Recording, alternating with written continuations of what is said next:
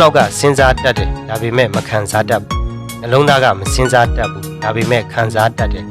စဉ်းစားဆုံးဖြတ်မှုတက်တက်ကြီးလဲအလုံးမဖြစ်တယ်လို့ခံစားမှုတက်တက်ကြီးလဲဆိုရင်လွယ်မတတ်တယ်အုံနောက်ပဲအသုံးများပြီးနေရာတကာစဉ်းစားတာများနေမယ်ဆိုရင်လဲလက်တွေ့ဘဝမှာအန်ချော်သွားတတ်တယ်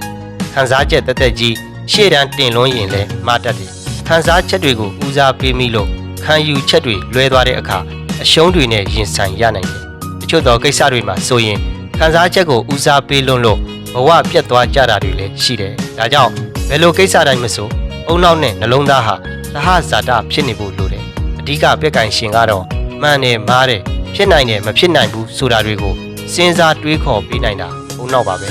နှလုံးသားကိုပြက်ကင်နိုင်ဖို့အတွက်ပုံစံထုစေရတဲ့နေရာမှာအုံနောက်ကအဓိကကြပါတယ်ခင်ဗျာ